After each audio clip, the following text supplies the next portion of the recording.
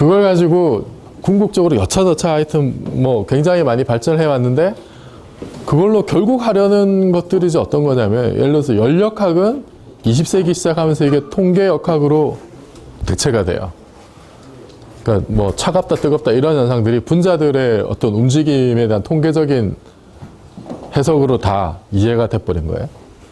그 분자생물학은 화학으로 설명이 되고 화학은 다시 양자역학으로 설명이 다 돼요. 슈레딩거 방정식 풀면 그냥 다 나와요. 그러면 그 양자역학은 결국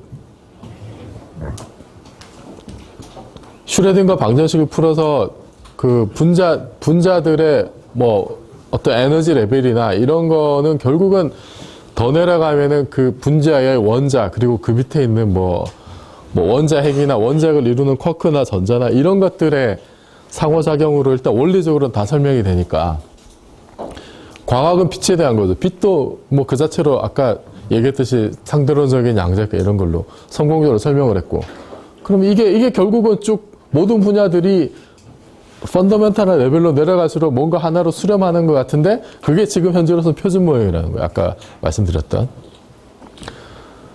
근데 이쪽 라인하고 또 다르게 이제 천문학 같은 경우도 보면 이거 기본적으로 우리가 우주를 바라보는 베이스는 일반 상대성 이론이거든요. 근데 얘는 어쨌든 뿌리가 이쪽 양자역학적인 뿌리하고 좀 다르긴 해요. 다르긴 한데 최근에는 하여튼 이놈이 촉근 이론하고 연결이 되는 것 같으니까 뭐 이 관계는 사실 그렇게 명확하진 않은데 어쨌든 그렇게 보고 있어요. 중력을 설명할 수 있다고. 그러면 이제 표준 모형도 근본적으로는 이게 촉근 이론으로 설명이 되지 않을까. 그럼 이런 관계에서 봤을 때 끈이론이 그 물리학의 궁극적인 이론이 될 가능성이 많다라고 20세기의 사람들이 많이 희망을 가졌어요. 90년대 중반까지. 이게 모형이니까 모형은 어떤 이론이 없는 거고 그냥 통박으로 그냥 이렇게 두드려 맞춘 거예요. 사실은 모델이라고 하는 거는. 이론은 아주 근본적인 몇 개의 가정으로부터 모든 걸 다 설명할 수 있는 게 이론이고 뭐 그런 차이가 있긴 해요. 뭐 자세한 거는 뭐 이 부분 2학기 때 이제 이 부분을 얘기하면은 뭐 이야기할 기회가 있을 텐데 어쨌든 이런 흐름을 보면은 결국은 그럼 여기서 좀 더 나가든지 하여튼 이런 화살표 흐름의 궁극적인 마지막 단계 최종 이론이 있지 않겠느냐. 물론 보기에 따라서는 이 화살표가 끝없이 내려가는 거 아니냐. 그러면은 뭐 그러니까 순환 논법에 빠지든지 하여튼 이게 뭔가 굴레로 벗어날 수 없는 끝도 없는 어떤 그 행렬에 빠져들지 않느냐라고 이제 의심을 품을 수도 있죠. 근데 또 이거를 믿는 사람들은 뭔가 파이널 시어리가 있을 거다라고 믿는 사람들은 어떤 예를 드냐면 북극점을 예를 들어요. 남극점이나 북극점. 북극점은 거기서 더 북극으로 가는 건 의미가 없잖아. 그죠? 남극점도 마찬가지고. 그 북극점이나 남극점처럼 더 이상 뭔가 간다는 게 의미가 없는 그런 궁극적인 단계가 있을 거다. 라는 희망을 가지고 있어요. 지금도 여전히 그런 생각을 가진 과학자들이 많고 아마 여론조사 같은 거 하면은 한 70% 정도? 80% 정도는 나오지 않을까. 이게 그러니까 이런 식으로 내려가는 거를 이제 환원주의라고 그래요. 환원주의. 좀 더 근본적인 요소나 원리들로 다른 내용들을 포괄적으로 이제 이해를 하려고 하는 그런 태도를 환원주의라고 해요. 입자물리를 하는 사람은 저는 이제 이쪽을 연구하고 있으니까 입자물리 하는 사람들은 기본적으로 환원주의자가 될 수밖에 없어요. 그러니까 이런 얘기를 하는 게 와인버그의 최종 이론의 꿈이지 이런 얘기를 하는 거예요. 이런 게 과연 있느냐. 여기에 가기 위해서 우리가 지금 뭐 필요하냐 이제 이런 얘기를 쭉 하는 거예요. 그래서 와인버그가 얘기한 그 최종 이론이 이제 어떤 모양일 거냐면은 이제 이런 최종 이론은 당연히 그 모양이 아름다워야 될 텐데 그 아름답다고 하는 것이 어떤 미학적인 아름다움이 아니고 과학 내적인 아름다움. 필연성이 있고 일관성이 있고 단순성이 있는. 그래서 어떤 완벽한 구조가 주는 아름다움이라고 이제 주장을 해요. 그 중에 예를 들면 일반 상대성 이론에 뭐 등가 원리가 있는데 이것에 따르면 중력이 꼭 있어야 되고 그다음에 뭐 게이지 이론, 이거는 이제 표준 모형의 근간을 이루는 그 양자장 이론에 포함이 되어 있는 내용인데, 거기엔 게이지 대칭성이라는 게 있어요. 그럼 이 대칭성 때문에 어떤 게이지 보존이라고 하는 특정한 입자가 꼭 있어야 돼요. 게이지 보존의 대표적인 예가 빛이거든요, 빛. 뭐 지금 여러분이 자세한 내용을 알 필요는 없는데, 어쨌든 뭔가 근본적인 원리가 있고, 그 근본적인 원리를 추구해서 정합적으로 나가면은 반드시 도달하게 되는 어떤 필연적인 구조물이 생길 텐데, 그런 것이 어떤 최종 이론의 어떤 형태, 완벽한 구조가 주는 어떤 아름다움을 가진 어떤 그런 모양을 가지지 않을까라는 얘기를 해요. 그래서 뭔가 파이널 티어리는 단순하면서도 필연적인, 이게 이제 쉽지가 않은 거예요, 현실에서는. 심플하면서도 꼭 그러해야만 하는 그런 걸 찾기 쉽지 않아요. 표준 모형은 지금 이게 지금 뭐냐면은, 그러니까 뭔가 변수의 미세 조정이, 어떤 이론에 들어가 있는 변수의 미세 조정을 많이 해줘야 되는 경우가 있어요. 예를 들어서 지금 같으면 이제 우주상수 같은 거. 제가 첫 시간에 말씀드렸지만 우주는 거의 텅 비어 있는데 진공은 가득 차 있어요. 그래서 우주 전체의 에너지 밀도는 굉장히 양자역학적으로 생각했을 때 어마어마하게 커야 될 것 같은데, 실제 재보면 굉장히 작거든요. 그게 우주상수 문제라고 그래요.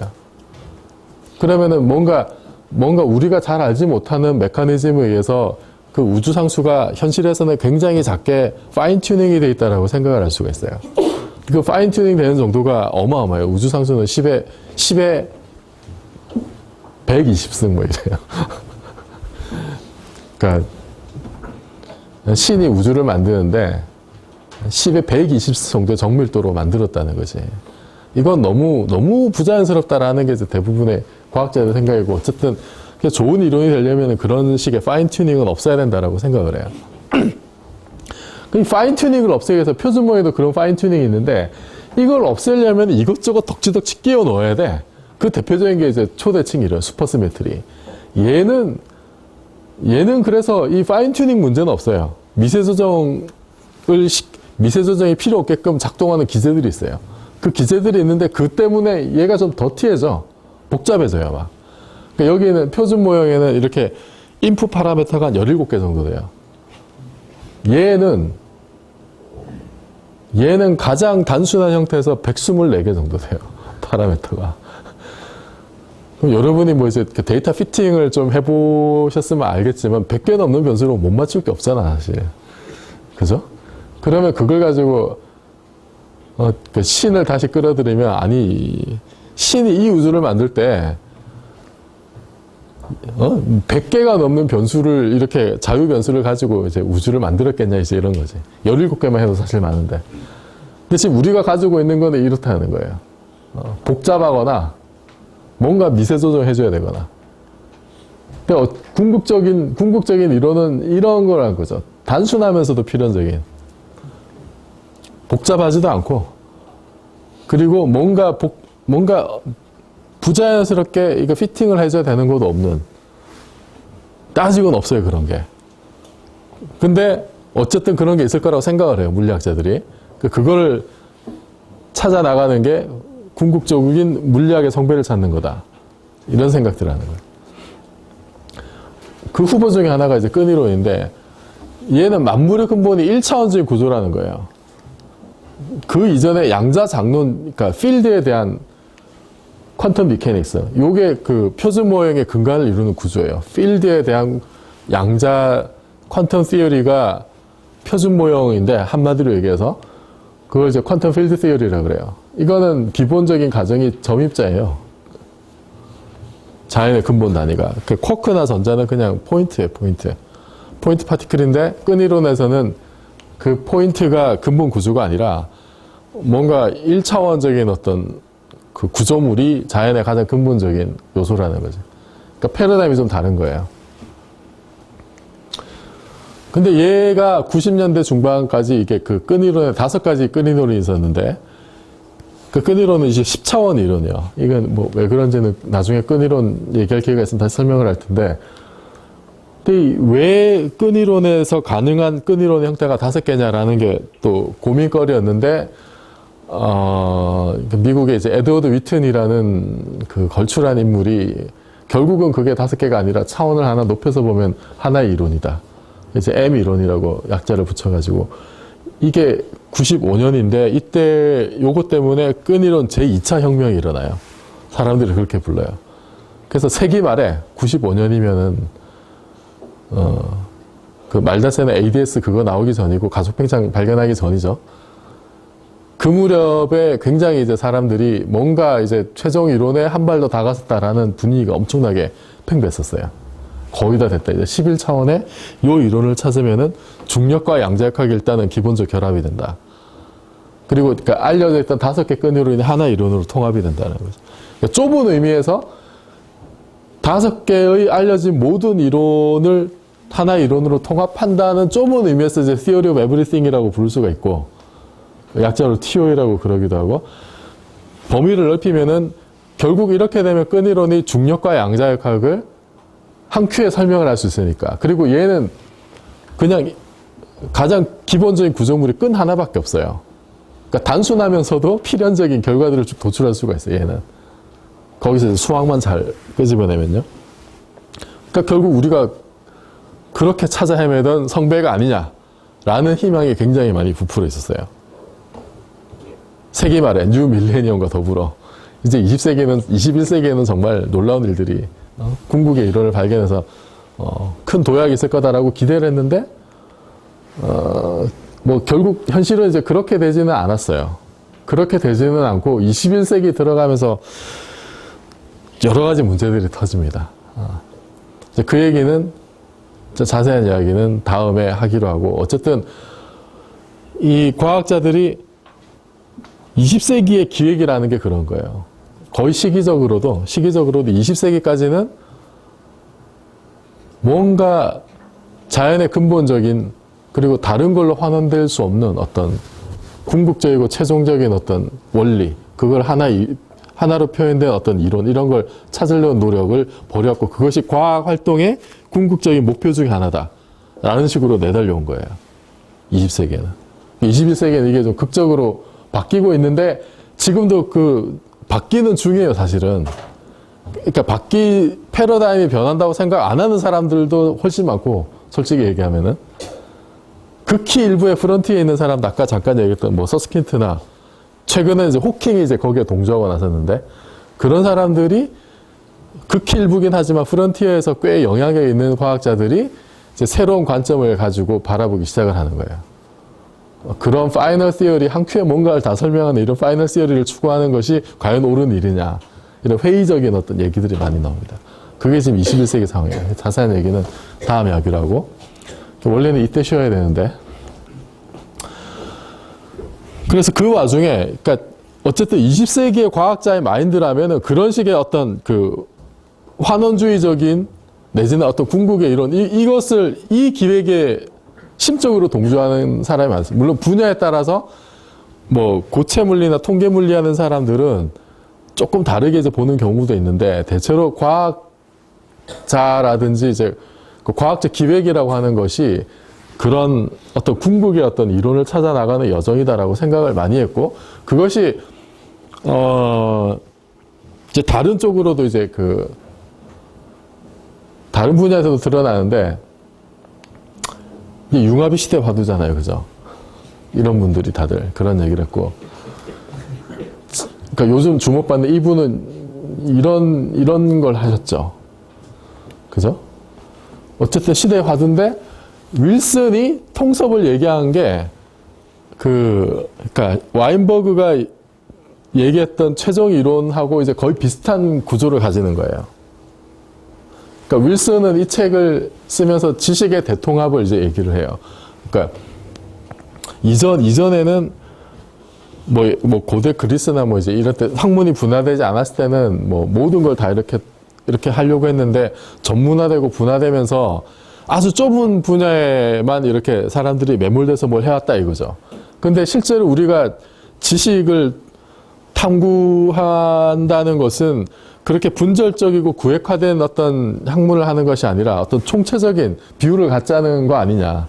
그래서 그런 지식의 대통합에 나서야 된다라는 얘기를 하면서 이제 이 책을 컨실리언스라는 단어로 이제 이 책을 썼는데, 근데 사실 이 책의 내용은 그런 지식의 대통합으로서의 어떤 그 통섭이라고 말은 하지만 실제로 그 내용들은 핵심은 뭐냐면은 예를 들어서 이제 뭐 마음, 심리 아니면 문화나 예술이나 그러니까 인문학에 속한다고 생각했던 그런 모든 요소들을 결국에는 분자생물학으로 다 설명을 할 수 있다라는 게 윌슨의 기획이에요. 거기서 이제 이 후성규칙이라고 하는 것이 굉장히 이제 중요한 역할을 하는데, 얘는 그러니까 유전자가 만들어내는 어떤 그 말하자면 선행학습이에요. 선행학습. 유전자가 만들어낸 편향된 선행학습이라고 얘기할 수 있어요. 윌슨이 예를 드는 게 어쨌든 인간은 본능적으로 뱀같이 생긴 걸 싫어한다 이거지. 이제 거기 이제 직접 예를 든 게 아니면은 뭐 근친상간 이런 거를 근본적으로 싫어하고, 이런 것들은 어쨌든 미리 프로그램돼 있다는 거예요. 그래야 이게 유리하니까 종족 번식에. 그런 것들이 후성규칙인데, 이거를 확대를 하면은 마음이나 문화나 예술이나 이런 것들까지 다 설명을 할 수 있다. 결국엔 그럴 날이 올 것이다라는 게 윌슨의 프로그램이고, 윌슨이 생각하는 통섭이나 지식의 대통합은 그런 방식으로 이제 진행이 될 거라는 거예요. 근데 결국은 이게 후성규칙은 결국 그 오리진이 뭐냐면 이제 유전자거든. 그 유전자의 뭐 결국 DNA 뭐 이런 거잖아요. 그냥 분자생물학으로 모든 게 다 환원이 되는 거예요. 근데 분자생물학은 그 분자 레벨의 모든 어떤 움직임이나 이런 거는 결국은 뭐 화학이고, 그거는 슈레딩거 방정식 풀면 되고, 그럼 결국 또 쭉쭉쭉 내려가면 결국은 표준 모형이 되고 이제 입자물리가 되는 거지. 그죠? 원리적으로. 그러니까 여기서 스티븐 와인버그가 했던 기획, 아까 말씀드렸던 그 기획을 사람은 자기 분야에서 이렇게 쭉 한 거예요. 환원주의적 입장에서. 세상 모든 것을 이걸로 다 설명을 할 수 있다는. 그거하고 이걸 연결시키면 세상 모든 거는 입자물리로 설명이 되는. 물론 이제 이런 걸 싫어하는 사람들도 많고, 뭐 이 자체도 되게 흥미로운 주제이긴 합니다만, 어쨌든 이것 때문에 하여튼 윌슨이 이렇게 그러니까 유전자 결정론자라는 이제 비판도 많이 들었고, 그게 이제 과연 옳으냐 그러냐 가지고 논쟁도 아마 많았던 걸로 이제 알고 있는데, 하여튼 요게 어쨌든 통섭과 융합의 그 모습 중에 하나죠. 우리한테 드러난. 그러니까 이게 진정한 의미의 통섭이냐 이런 데는 하여튼 좀 논란이 있을 수는 있지만, 하여튼 이 사람이 자기 그 분자생물학을 하는 아니면은 뭐 곤충 쪽에도 이게 뭐 여러 가지 일을 많이 하신 분으로 알고 있는데, 자기 생물학을 하는 사람으로서 가질 수 있는 원대한 기획인 건 분명해요. 그죠? 내가 지금 연구하는 이 분야로 세상 모든 걸 설명하겠다라는 거 얼마나 위대한 포부예요. 하여튼 근데 이것이 정말로 그 애초에 계획했던 지식의 대통합으로서의 통섭하고 얼마나 합치하느냐에 대해서는 이제 밖에 있는 사람들이 보기에는 좀 논란이 있을 수 있는. 하지만 통섭이라는 말 자체가 이제 한국에서는 특히 이제 이 책 때문에 많이 유행이 됐고, 그것 때문에 학제간 이거 보면 전혀 분야가 다른 것들인데, 어쨌든 이것이 뭐 분자생물학이나 진화론이 이런 거랑 연결을 해서 우리가 뭔가 할 수 있다라는 어떤 화두를 던진 건 또 분명한 사실이죠. 그래서 융합을 얘기할 때 이제 이 얘기를, 통섭책을 얘기를 안 할 수가 없고, 제가 생각하는 통섭은 뭐냐면은 이런 것들이 직접적으로 환원이 안 되는 부분이 있지 않을까. 하지만 이걸 과학적 방법론을 적용을 하면은 뭔가 환원되지 않는 요소들이 있지만 설명할 수 있는 부분들은 또 꽤 있다라는 게 제 생각이에요. 이 과학적 방법론의 어떤 전형은 뭐냐면 입자물리학이거든. 입자물리학이 통섭에 기여할 수 있는 거는 이런 방식을 통해서 융합이나 통섭을 할 수 있지 않을까라는 게 제 생각이고, 그 모두가 잘 아는, 여러분이 저보다 더 잘 아는 잡스 형아가 이런 얘기를 했죠. 이거는 이제 아이패드 출시될 때 Intersection of Technology and Liberal Arts고, 뭐 딴 데서 여기 이제 휴머니티가 더 들어가고, 그러니까 이거를 뭘로 해석할 거냐 가지고 이제 뭐 리버럴 아츠랑 휴머니티랑 똑같이 인문학으로 번역을 하기도 하는데 얘는 그러니까 교양이죠. 그냥 교양에 가까울 거예요. 굳이 번역을 하자면 필수 교양 정도. 그래서 요거 때문에 또 굉장히 그 융합에 대해서 또 논란이 좀 많았는데, 근데 그냥 인터섹션만 일어나면은 정말로 융합이나 혁신이 일어나느냐? 누가 이제 이런 얘기를 했더라고요. 왜 복합계는 혁명을 일으키지 못했을까? 이거 뭐 다 융합시켜 놓은 거잖아, 이거. 그죠? 물론 편해지긴 했어요. 이것 때문에. 편해지긴 했는데 이걸로 혁명이 일어났다는 얘기는 안 해요. 이게 나온 게 뭐 90년대 뭐 그랬던 것 같은데. 근데 스마트폰이 나온 거는 거의 모바일 혁명이라는 얘기를 하잖아요. 얘 가지고 혁명이라 안 그러거든. 잡스가 아이폰을 들고 나와서 얘기를 한 거를 보면은 그냥 아이팟하고 전화하고 인터넷을 세 개 하나의 기기를 합쳤다. 그 얘기만 한 거예요. 그럼 얘는 스캐너랑 복사기랑 팩스랑 프린터를 네 개나 합쳤는데 얘는 왜 혁명이 일어나지 않았을까? 이유는 잘 모르겠지만 그냥 합친다고 해서 혁신이나 융합이 일어나는 건 아니라는 거죠. 그죠? 이런 사례들이 꽤 있어요. 근데 애플 같은 경우에는 이제 저도 잘은 모르는데 여러분이 저보다 더 잘 알 것 같아요. 이거는 스퀘어모피즘이라고 리얼 메타포 디자인 들어봤죠? 못 들어봤어요? 처음 들어요? 그러니까 실제 사물의 형태와 질감을 그대로 반영한 디자인인데, 예를 들면 이제 이런 대표적인 예가 이제 이런 거, 아이콘이나 아니면 그 앱을 실행했을 때 이런 식의 그 가죽 이렇게 그 바느질한 이런 게 들어가. 이 기능적으로는 전혀 쓸데없는 건데 이용하는 사람들한테 아날로그적인 편안함을 준다는 거죠. 그리고 이 얘를 실행하거나 쓸 때 굉장히 직관적이고, 그냥 내가 스마트폰 어떤 그 IT 기기를 쓰는 것이 아니라 그냥 실제로 가죽으로 만들어진 어떤 제품을 쓰는 것 같은 느낌과 효과를 주도록 그 디자인을 한 것을 이제 그 스퀘어모피즘이라고 그렇게 얘기를 해요. 뭐 이런 것도 마찬가지죠. 그래서 이거는 그 애플에 쓰던 그 실제 UI 개발자가 이제 했던 얘기가 이런 건데, 사람들이 그 소프트웨어를 쓰도록 분위기에 빠져들 어떤 종류의 환경을 얹을 필요가 있다. 이런 마인드를 가지고 만들었다는 거죠. 그래서 인간이 그러면 이제 어디서 편안함을 느끼고 어떻게 대상에 몰입하게 되는가? 이 고민을 했다는 거잖아요.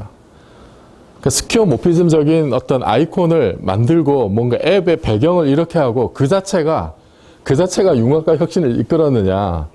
거기에 그러면 얼마나 뭐 예를 들어서 인문학적인 그러니까 리버럴 아츠가 얼마나 인터섹션 했느냐라는 거는 사실 그 직접적인 인과관계나 그거를 보기는 좀 쉽지 않을지 몰라도 어쨌든 이런 마인드는 분명히 있었을 거라는 거지. 네? 어디서 편안함을 이렇게 어떻게 이 대상에 몰입하게 되는가에 대해 고민했을 거란 말이에요.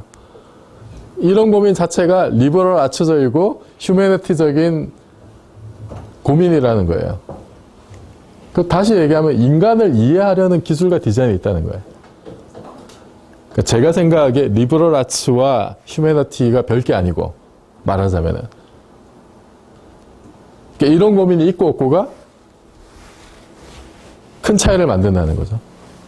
그래서 잡스 이전과 이게 지금 새로 그러니까 OS 업그레이드 한 뒤에는 이제 이런 식으로 바뀐 건데 스퀘어모피즘이 사라진 거죠. 저도 이제 아이폰을 쓰고 있는데 이렇게 바뀌고 나서 기계가 잘못된 줄 알고 굉장히 많이 당황하고 놀랐었어요. 아직 사실 저는 잘 적응이 안 되는데, 그래서 이게 지금 스퀘어모픽 한 것과 스타일라이즈드 한 거는 이게 이제 그 MS 윈도우 쪽에서 주로 하는 게 이제 이런 거래요. 그래서 OS가 바뀌면서 이런 식으로 바뀌어 갔다고 하는데 실제로 그런 것 같아. 그래서 저는 아직도 사실은 좀 바뀐 이런 인터페이스에 사실 좀 적응을 잘 못하고 있긴 해요.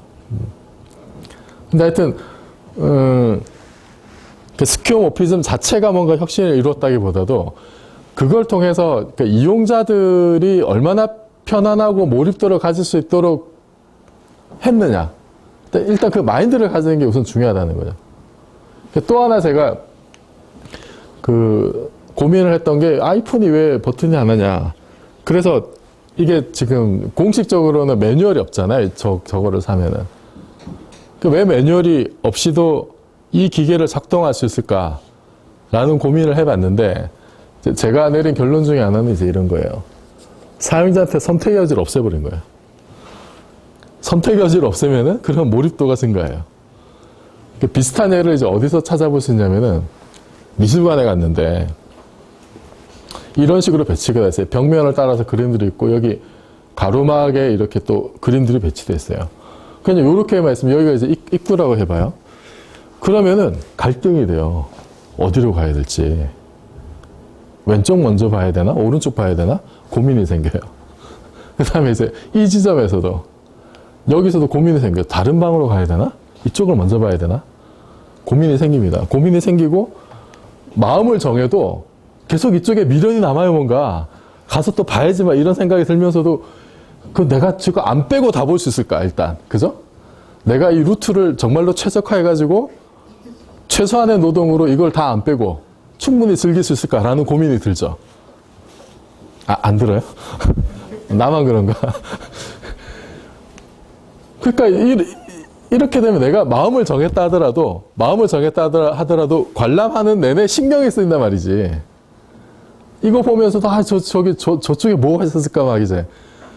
근데 만약에 공연 그 큐레이터가 여기를 예를 들어서 이렇게 막아버리고 동선을 아예 이렇게 그 가드라인을 쳐가지고 이렇게 한쪽으로만 그 원웨이만 만들어 버리면은 그러면은 관람자는 고민할 필요가 없어요. 아, 이거 빨간 줄만 따라가면 되는구나. 이렇게 되는 거지. 그죠? 그럼 빨간 줄만 따라가면 여기 있는 그림은 다 볼 수 있겠구나. 라고 안도를 하게 돼요. 그러니까 동선에 신경을 쓸 필요가 없다고. 나는 그림만 보면 돼. 빨간 선만 따라가면서. 그러면은 나는 선택의 여지가 하나도 없어요. 그냥 큐레이터가 정해진 순서만 따라가면 돼. 대신에 그림에 대한 몰입도는 훨씬 더 증가하게 되는 거죠. 이제 이런 원리가 아닐까라고 이제 생각을 해요.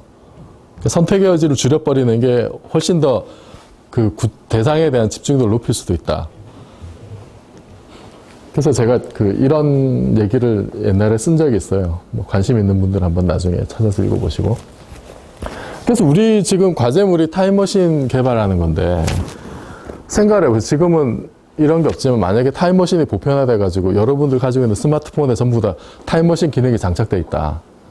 그랬을 때 타사에서 만든 타임머신과 차별성을 가지려면 경쟁이 붙을 거 아니에요, 어쨌든. 그러면 이제 이런 걸 고민해야 될 거예요. 우선 역사에 대한 지식이 풍부해야 돼. 그러잖아. 그죠? 언제 무슨 일이 있었는지 다 알아야 돼요. 그 과거의 진실이 현실에 잘 업데이트가 돼야 돼요. 이 드라마 9이 그거죠. 9 봤어요? 다? 못 보신 분은 꼭 보셔야 됩니다. 여러분이 그 과제물을 충실하려면은 저도 그 20편 몰아보느라고 밤새 눈이 뻘개서 봤거든요. 꼭 보세요. 아주 수작입니다. 제가 제 취미가 드라마 보는 건데 잘 만들었어요. 재밌어요. 그 드라마 9이 그 재밌는 이유 중에 하나는 이 과거에 벌어진 일을 알게 되면은 그 내용들이 순간순간 업데이트가 돼요. 마치 여러분 그 클라우딩을 하면 그 드롭박스 같은 거 쓰면 내가 이쪽에서 작업하면 다른 기기에서 바로바로 업데이트 되잖아요. 그런 게 연출이 잘 돼 있어요, 드라마에. 그럼 우리가 실제로 뭐 스마트폰에다가 타임머신을 장착을 했다. 그러면은 그런 기능들이 잘 돌아가야 되겠죠. 그죠? 그 다음에 미래를 잘 예측해야 돼요. 어디로 갈지, 그리고 우리가 가게 될 상황이 어떨지에 대해서는 기본적인 예측이 있어야 되고, 그 사람들이 선호하는 시대와 그 이유를 알아야 되겠죠. 내가 이거 가지고 옛날로 가보고 싶어. 그러면은 보통 사람들이 그럼 조선시대로 가는 걸 좋아할지, 고려시대로 가는 걸 좋아할지, 이런 걸, 거기에 대한 데이터가 있어야 되겠죠. 그죠? 어떤 역사적인 현장뿐만 아니라 자기의 개인사.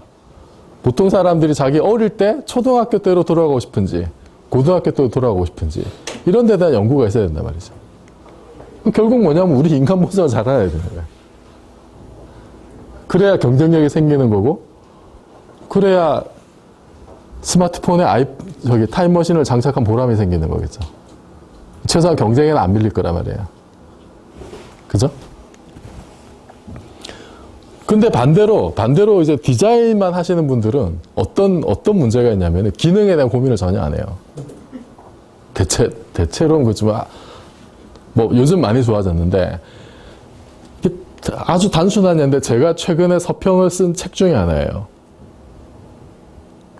근데 여기 보면은 이 쪽수가 이쪽 안쪽에 있어요. 그럼 내가 지금 몇 쪽을 보고 있는지 보려면 책을 쪼개야 돼. 실제 책이 거의 쪼개졌어요. 그래서 이 책을 만든 출판사에 대고 제가 막 이제 항의를 했죠. 그러니까 서평을 부탁한 사람한테 아니 책을 이따위로 만들고 서평을 주면 어떡하냐. 쪽수를 바깥쪽에 배치한 건 다 이유가 있는 건데 왜 최소한의 기능을 무시하고 디자인을 이렇게 했냐고. 그러니까 비슷한 예로 한국에서 지금은 잘 안 그러겠지만 옛날에 한국에서 이제 자동차 디자인 하시는 분들이 특히 이제 학생들이 많이 그랬대는데 이 디자이너들이 때깔 좋은 것만 이제 찾는 거예요. 모양과 때깔이 좋은 것만. 그래서 작품을 가지고 왔는데 그거 가지고 뭔가 모형을 만들잖아요. 모형을 만들면은 엔진룸이 없어요. 이쁘게만 뽑아가지고. 그러니까 기능에 대한 이해가 하나도 없는 상태에서 그냥 그림만 그린 거야, 디자이너들이. 그러면 안 되겠죠. 그러니까 정말로 융합이 일어나려면 디자이너들이 최소한의 자동차에 대한 어떤 미케닉스에 대한 기본 미케닉스를 알아야 되는 거예요. 북 디자이너가 이쁘게 하는 건 좋은데 1차적인 어떤 기능은 만족을 시켜줘야 되잖아. 내가 쪽수를 보기 위해서 책을 쪼개야 되는 이런 어이없는 일이 벌어지면 안 된다는 거예요. 그러니까 이거는 서로가 상호 침투하는 과정이 있어야 융합과 혁신이 일어난다는 거지. 그래서 지금까지의 어떤 그러니까 융합이나 이런 것들이 어떤 문제가 있냐면은, 그러니까 문제풀이형의 결함이라는 게 제가 이름 붙이기로, 그러니까 내가 잘하는 영역이 있어요. 그래서 내가 이제 풀 수 있는 문제들이 있어. 내가 해결할 수 있는 문제들이. 그러면 옆에 있는 사람들도 똑같이 이제 이런 식으로 있어요. 근데 지금 한국에서 유행하는 융합은 어떤 식이냐면은, 그냥 이렇게 합쳐놓은 거예요. 네가 풀 수 있는 거, 내가 풀 수 있는 거 합쳐보자. 같이 비슷한 거 있으면 같이 해보자. 이런 거거든요. 그래서 이거는 제가 보기엔 융합이 아니라 그냥 혼합이에요, 혼합. 혼합이고, 그래서 각자가 풀 수 있는 문제들만 나열이 되는 거야. 이거는 겉보기엔 융합인데, 그러니까 복합기가 혁신을 일으키지 못한 이유가 이제 이런 원리 때문이지 않을까라는 생각이 들어요, 저는. 그런데 이제 이걸 어떻게 해결할 거냐는 이제 나중에 결론적으로 말씀을 드리고, 어쨌든 이 융합이라고 하는 것이, 그러니까 자연의 궁극적인 이론을 찾아오려는 기획들이 있었고, 그것이 예를 들어서 분자생물학 같은 경우에는 이제 윌슨의 통섭이라는 걸로 이렇게 확대가 됐는데, 이게 결국 근본적인 어떤 그 마인드, 지식의 대통합, 한 큐로 모든 걸 보자. 분절적으로 말고. 이것이 그 인간사와 우주 전체로 확대가 된 게 거대사예요. 그래서 거대사는 이제 빅히스토리인데, 보면 뭐 코스모스하고 휴머니티 이게 다 있죠. 역사를 이제 인류의 역사에서 빅뱅부터 현재까지 우주 역사로 확대를 한 거예요. 그래서 이러려면 당연히 학제 간 어떤 교류가 필수적이겠죠. 그래서 이 거대사의 문제의식은 그러니까 한국의 조지영 교수가 이제 이런 얘기를 했는데, 세상 모든 것이 없고 그러니까 전혀 별개의 것들이 어떻게 서로 얽혀 있느냐, 이걸 이제 탐색해 보자는 거지.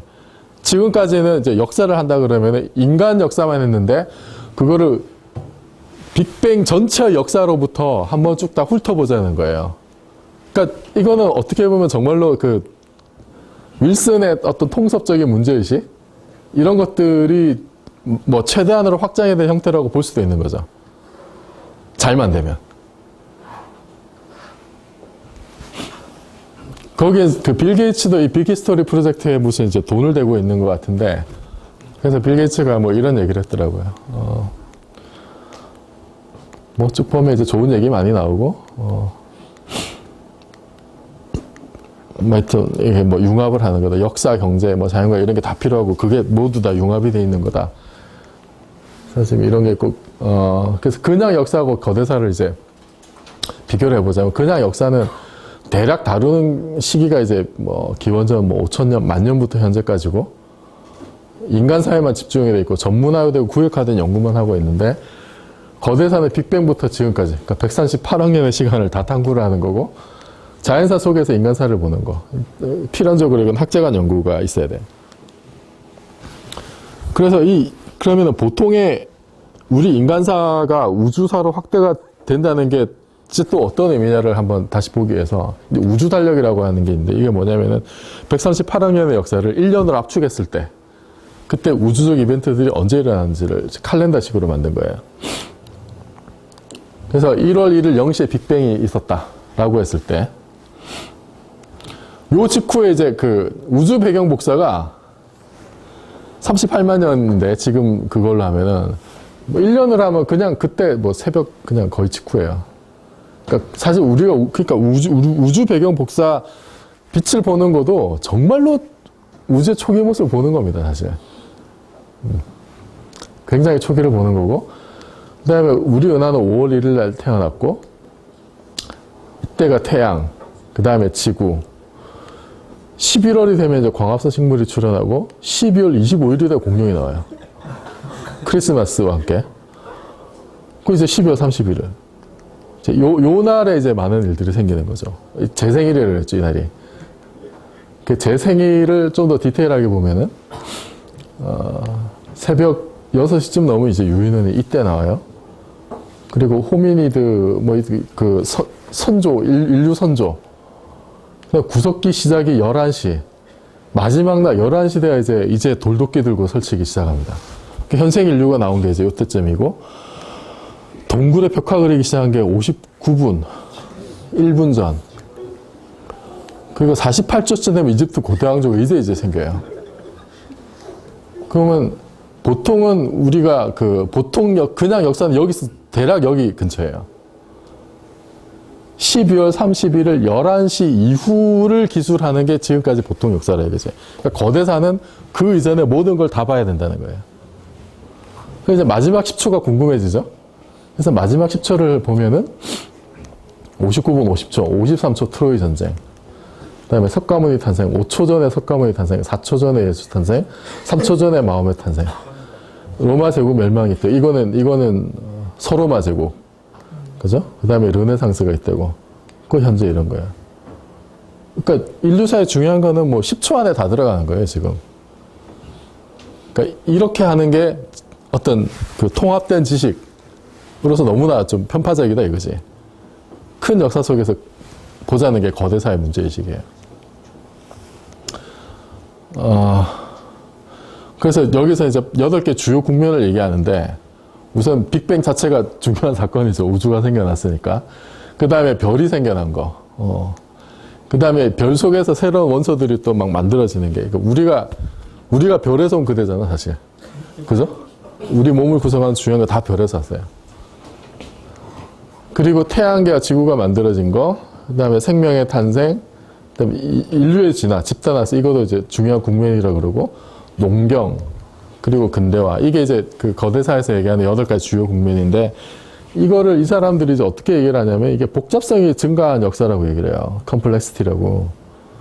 근데 저는 개인적으로 그러니까 연력학 제2법칙이 이제 생각이 나죠. 엔트로피가 증가해온 역사가 생각이 나는데, 그러면 이게 복잡성이라고 하는 것이 엔트로피랑 관계가 있는 건지, 솔직히 컴플렉시티가 과학적으로 어떻게 정의된 건지 잘 몰라요, 제가. 뭐 하는 사람한테 물어보고 했는데 아직 그렇게 잘 정의가 안 돼 있다고들 하더라고요. 근데 이게 이제 왜 문제가 되냐면은, 자, 이게 원래 이 기획을 보세요. 기획이 우리 인간을 제대로 이해하기 위해서도 빅뱅부터 다 봐야 된다. 큰 스케일로. 그 속에서 우리 인간사에 대한 새로운 어떤 비유를 가질 수 있다라는 건데, 그런데 실제로 이제 진화론 하는 사람들은 어떤 얘기를 하냐면 인류의 출현이 복잡성을 향한 거하고는 별로 관계가 없다는 거야. 우연히 나온 거지. 이게 이제 제이 굴드가 얘기한 풀하우스라는 책에서. 그러니까 다양한 생물종으로 가득 차 있는 생태계라는 의미에서 풀하우스라고 쓴 거고, 물론 이제 여러분들이 좋아하는 포커 칠 때 풀하우스 그 의미도 있습니다. 이제 요 책이 뭐냐면 메이저리그에 왜 4할 타자가 사라졌느냐를 이제 분석한 책이에요. 그거를 진화론적인 원리하고 접목을 해서 쓴 건데 재밌는 책이니까 한번 읽어보세요. 그 제이 굴드, 물론 이제 제이 굴드는 조금 이제 그 유전자 중심적인 어떤 관점에서 조금 벗어나 있는 사람이긴 해요. 거기에 대해서 조금 비판적인 인물이라서 이 사람이 생각하는 진화는 진보가 아니라 다양성의 증가로 보는 거예요. 지금 우리가 인간이 가장 고등한 생명체라고 하지만 지금 세상에 가장 많이 널려 있는 거는 뭐 박테리아니 뭐 이제 이런 것들이거든요. 그렇게 봤을 때 진화라고 하는 것이 어떤 뭐 인간 기준의 진보라든지 뭔가 복잡성이 증가했다라든지 이렇게 볼 근거가 별로 없다는 거지.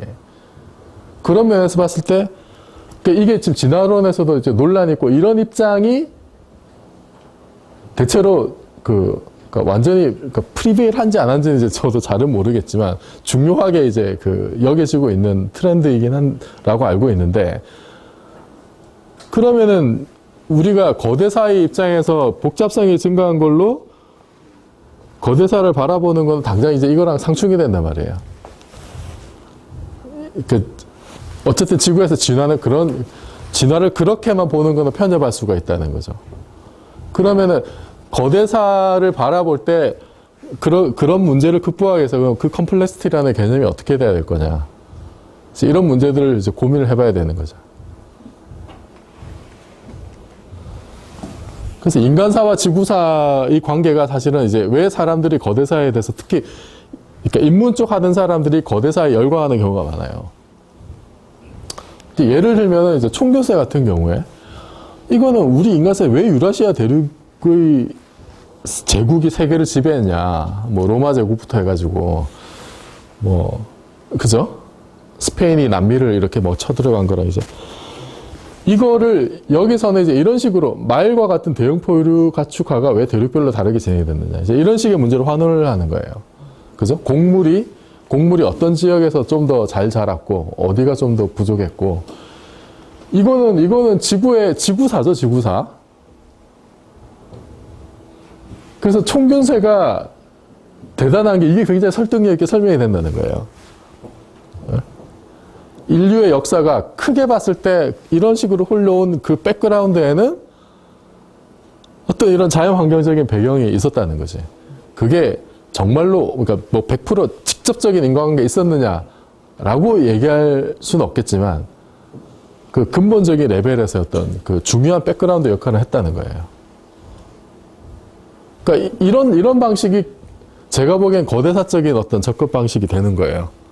단지 인간의 역사만 놓고 보는 것이 아니라 그 주변을 둘러싼 모든 환경을 다 고려를 하는 거죠. 그러면은 우리는 이제 어떤 게 있냐면 이런 게 있더라고요. 이런 책이 있어요. 제가 이 책을 구하려고 봤는데 다 절판이 돼서 못 봤어요. 이 책은 읽어보지 못했어요.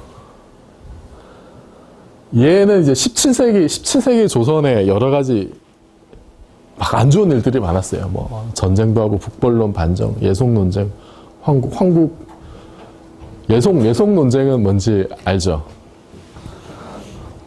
예속 논쟁이 뭐예요? 네? 상복이죠, 상복. 역시 잘 아시네. 효종이 죽었는데 효종이 죽으니까 그 효종의 그 엄마 되는 친모는 아니고 그 대비죠, 대비. 효종이 죽었는데 대비가 상복을 몇 년 입느냐? 1년 입을 거냐? 3년 입을 거냐? 그게 1차 예속 논쟁이고, 그 다음에 그 와이프가 죽었는데 몇 년 뒤에? 그러면은 그때는 이제 상복을 1년 입을 거냐, 뭐 9개월 입을 거냐? 그걸로 논쟁한 게 예속 논쟁이죠. 그러니까 보기에 따라서는 왜 상복 뭐 그냥 적당히 입으면 되지 라고 할 수도 있지만은 임금의 지위가 그러니까 효종이 죽었을 때 1년을 입자. 그러니까 짧은 기간을 입자. 효종이 죽었을 때 1년을 입고 그 비가 죽었을 때는 9개월을 입자. 라고 주장하는 거는 뭐냐면은 왕이라고 하는 게 그냥 사대부 중에 한 명이라는 거예요. 그러니까 왕은 원 오브 어스다 이거지. 송시열이나 이제 이런 쪽 사람들이 주장했던 게. 그러니까 사대부에서 하는 대로 하면 된다는 거고. 다른 쪽, 남인 쪽 계열들은 아유, 왕은 다르지 않느냐. 그래서 좀 더 길게 입자는 거거든요. 그러니까 왕의 존재에 대해 신권이냐 왕권이냐 이 논란이 다시 이제 그런 식으로 재현이 된 거예요. 그럼 이제 이런 일들이 왜 벌어졌는지에 대해서 물론 이제 그냥 그 당시 어떤 뭐 세력 관계라든지 뭐 이런 걸로 볼 수도 있지만 이 책에서 얘기하는 거는 당시의 그 어떤 기후 그러니까 1670년, 70년, 현종 11년하고 뭐 그 이듬해, 그러니까 경술년 신해년에 대기근이 있었대요. 경신 대기근이라고. 다 100만 명이 죽었대. 그러니까 사상자가 100만 명. 그러니까 이런 것들이 백그라운드로 깔려있기 때문에 이런 고 무렵에 되게 안 좋은 일들이 있었는데 요거는 이제 그 17세기 때 소빙하기로 이제 설명을 하는 거예요. 그러니까 요때 전세가 다 안 좋았대요. 다 안 좋았고 조선도 이렇게 뭐 사상자가 100만 명이 될 정도로 대기근이 들었고 그래서 이거랑 직접 연결이 된 게 뭐 대동법이니 진율청이네 막 이제 이런 게 들어가 있고 뭐 전쟁이 나고 그러니까 새로운 시대가 이렇게 좀 급속하게 바뀌는데 지금 왕이 어때야 되느냐 이제 이런 논란이 있었다라고 이제 얘기를 하는 거죠. 그러니까 이것도 기획이 비슷하죠, 그죠? 그러니까 인간사를 설명을 하는데 그 백그라운드가 되는 어떤 기후나 자연이나 이런 데 대한 이해가 이걸 굉장히 이제 그 폭넓은 해석이 가능하게 해준다는 거예요. 그래서 그 한국에서도 지금 고등학생들한테 이런 융합평공학교 것을 가르쳐요. 빅뱅부터 나와요, 당장. 물론 뭐 빅뱅이 그러면 우리 인류의 역사에 뭐 예를 들어서 뭐 지금 우리 박근혜 대통령 당선에 무슨 영향을 줬느냐 뭐 이렇게 얘기를 바로 연결하기 힘들겠죠. 그런 식의 그거나 뭐 어렵겠지만 어쨌든 근본적인 문제의식이 그런 빅뱅부터의 큰 거대사적 흐름 속에서 인간사를 다시 재조명해보자는 거예요. 그러니까 이것 때문에 이제 학교에 있는 선생님도 죽어나죠, 이거. 어떻게 가르쳐, 이걸. 그죠? 하여튼 한국에서 지금 이러고 있어요. 그래서 마지막으로 정말로 융합이 되려면 어떤 게 필요한지 제가 고민을 좀 해봤는데, 제가 옛날에 감명깊게 본 영화 중에 이제 아폴로 13호라는 게 있어요. 얘는 달에 가려다 고장나서 돌아온 거고, 그 실화를 바탕으로 만든 영화인데, 한번 보세요. 재밌어요. 탐 행크스도 나오고.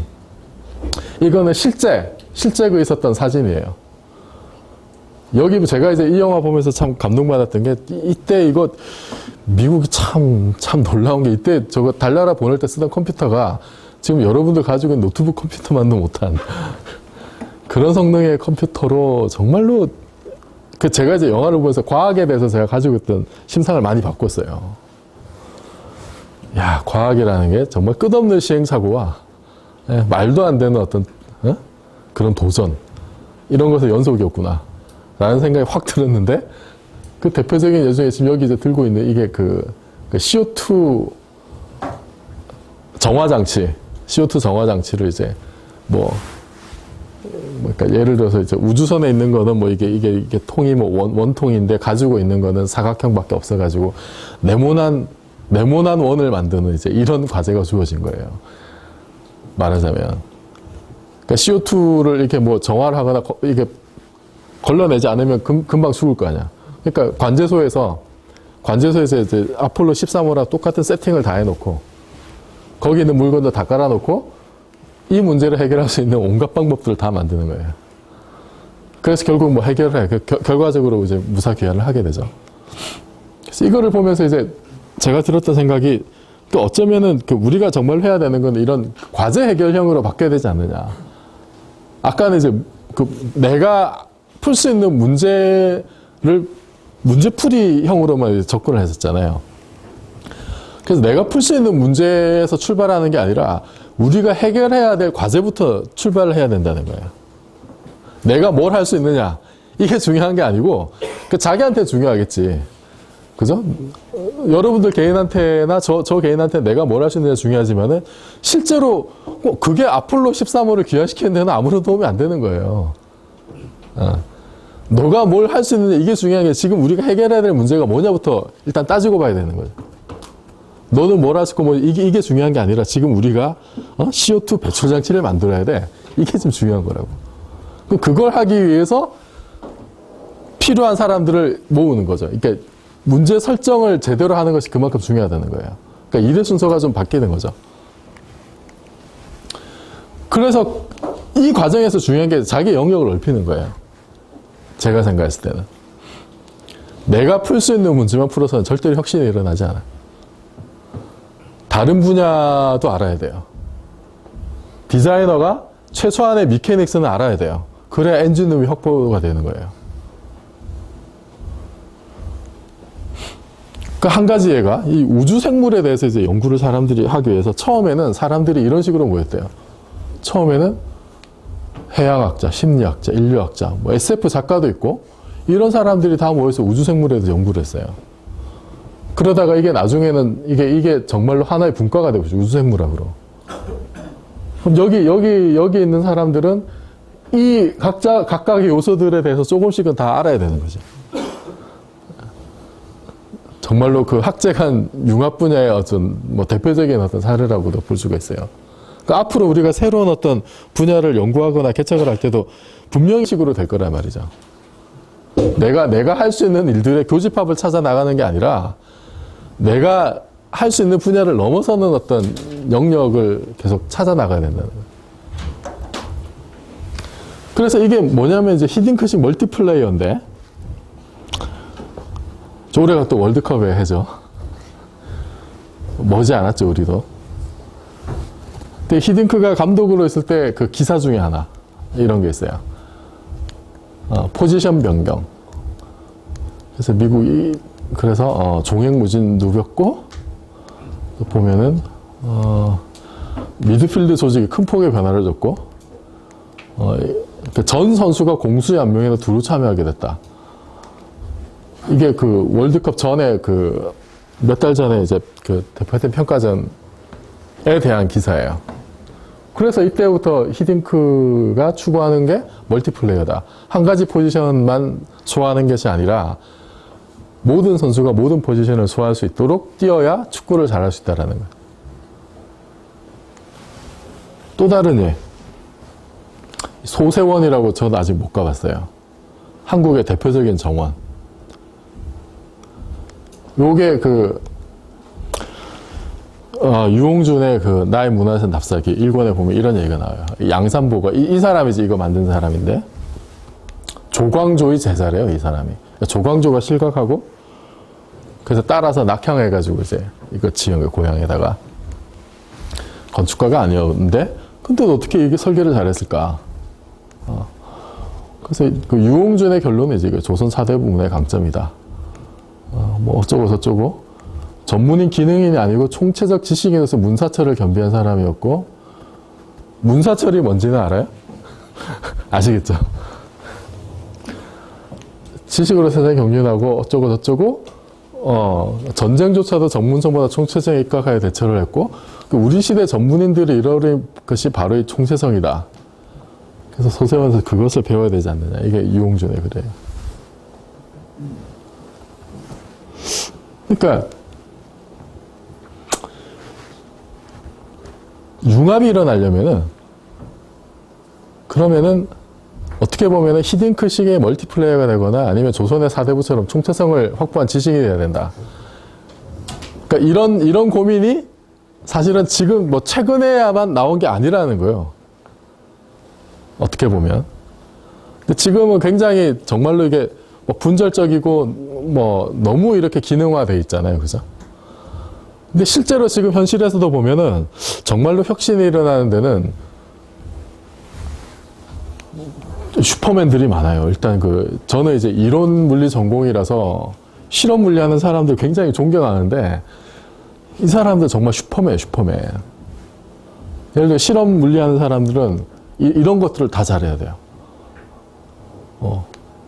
이 사람 물리책보다 일렉트로닉스 책을 더 봐요. 실험하는 사람들은. 그리고 엔지니어링도 해야 되고, 기계에 대한, 이게 지금 그 입자 검출기인데, 이게 사람 키예요. 이게 전체 검출기 기기고. 기계 자체에 대한 이해도 있어야 되고, 코딩도 잘해야 되고, 수치 해석도 잘해야 되고, 프레젠테이션도 잘해야 돼요. 그림도 잘 그려야 돼요. 물론 물리도 잘해야 돼요. 그 모든 걸 잘해야 돼. 근데 이걸 잘 못하는 사람은 물론 이제 주변에만 남게 되고, 정말 이걸 모든 걸 잘하는 사람은 굉장히 유능한 과학자로 이렇게 팀을 이끌어 나가는 역할을 할 수가 있는 거예요. 정말로 슈퍼맨들이에요, 슈퍼맨들. 그래서 제가 이제 이 얘기를 하는 이유는 뭐냐면은, 그러니까 자기 영역을 넓혀 나가야 된다는 거야. 정말로 혁신이 일어나기 위해서는. 뭔가 하나 아주 좁은 분야에만 국한돼서 뭘 해가지고서는 뭐 그렇게도 이제 살아갈 수가 있는데, 그렇게 해서 이렇게 선도를 할 수가 없다는 거지. 실제로 이제 지금은 사람들의 예를 보였는데, 정말로 거대사 입장에서 봤을 때 정말로 융합이 일어나는 분야가 우주론하고 입자물리가 정말로 융합이 되고 있어요, 사실은. 어떤 의미에서 그러냐면은, 예를 들면 핵물리에서의 어떤 연구 성과들이 변의 진화하고 직접적으로 관련이 돼요. 그 다음에 뭐 이것도 암흑물질에 대해서도 마찬가지고, 뭐 급팽창이나, 그러니까 인플레이션이나 가속팽창에 대해서도 마찬가지거든요. 입자물리에서의 성과가 이게 참 놀라우면서도 신기할 수가 있는데, 굉장히 미시세계에서 일어나는 원리들이 우주 전체에 그대로 적용이 되는 거예요. 적용이 되고, 지금은 이 관계가 훨씬 더 복잡하게 얽혀 있어가지고, 저같이 입자 물리하는 사람이 지금 바이셉의 연구 결과를 조금이라도 이제 알아야 되는 거지. 그러면 그 관측 결과가 입자 물리에도 여러 가지 컨스트레인을 주고 중요하게 고려해야 될 어떤 제한 조건으로 작용을 해요. 정말로. 그러면은, 물론 우주론 쪽을 잘 모르고 입자 물리를 계속할 수도 있지만, 우주론에 대해서 기본을 알고 입자 물리를 하는 것이 훨씬 더 저의 뷰를 넓혀줄 거 아니야. 그죠?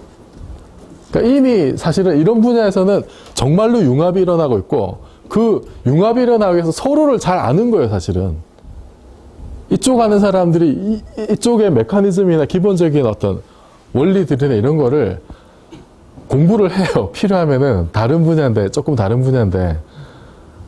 이거 하던 사람들이 이쪽 논문도 쓰고 막 그러거든요. 저는 아직 이제 그려보지 못했는데.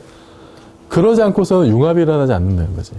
실제로 프론티어에서 분야를 이끌어 나가는 사람들은 양쪽 다 능통해요. 대가급에 속한, 특히 대가급에 속한 사람들은. 그러지 않고서 혁신이 일어나지 않는다는 거예요. 그래서 지금까지 얘기를 종합해보면, 이 장인이냐 슈퍼맨이냐 이런 고민이 생기죠. 그죠? 한 가지 기술로 장인이 돼서도 잘 살 수 있으면 그것도 좋은 건데, 근데 세상은 슈퍼맨을 원하잖아. 히딩크식 멀티플레이를 원하고 모든 걸 잘하기를 원하는 또 그런 풍조도 있어요. 그 둘 중에 어떤 것이 좋은 거냐, 우리 어디로 가야 되냐, 이런 고민이 당장 생기죠. 그 융합의 관점에서 지금까지 제가 얘기해온 관점에서 보면 슈퍼맨이 돼야 될 것 같아. 그죠? 근데 그렇다고 그러면 장인이 되는 건 나쁜 거냐, 이런 고민도 들죠. 근데 저도 아직 여기에 대해서 만족할 만한 결론을 내린 건 아닌데, 저의 잠정적인 결론은 뭐냐면은, 이 장인이라고 하는 것이 로컬하게는 슈퍼맨이라고 생각을 하는 거야. 한 분야의 장인이 되기 위해서도 그 인접한 분야에서는 나름의 통섭을 해야 돼요. 그래야 그 분야의 장인이 될 수가 있어요. 마스터가 된다고 하는 게 그냥 예를 들어서 이 경우에 그냥 뭐 흙을 빚는 거기에만 단순한 어떤 테크닉이만 좋은 게 아니라 그 주변의 제반 요소들에 대해서 뭔가 자기 나름의 통섭을 하고 융합을 한 사람이 마스터가 될 가능성이 많다고 저는 생각을 해요. 뭐 제가 직접 조사를 하거나 뭐 그렇게 연구를 하거나 한 건 아니지만은 제 경험으로 봤을 때. 그래서 저의 결론 중에 하나가 이겁니다. 융합이 시작되려면 자기 틀을 벗어나야 돼요. 그러지 않으면은 그냥 단순한 혼합에 끝난다는 거지. 그래서는 그냥 아이폰이 나오는 게 아니고 복합기가 나오는 거예요. 혁신이 일어나지 않는. 융합을 통해서, 그러니까 혁신이 되는 융합을 하려면은 자기 자신을 벗어나야 돼. 그러니까 이거는 저만의 주장이니까 아닐 수도 있어요. 아닐 수도 있는데 한번 고민해 보세요, 여러분도. 그래서 오늘 강의는 여기서 마치고 요약문을 쓰시기 바랍니다.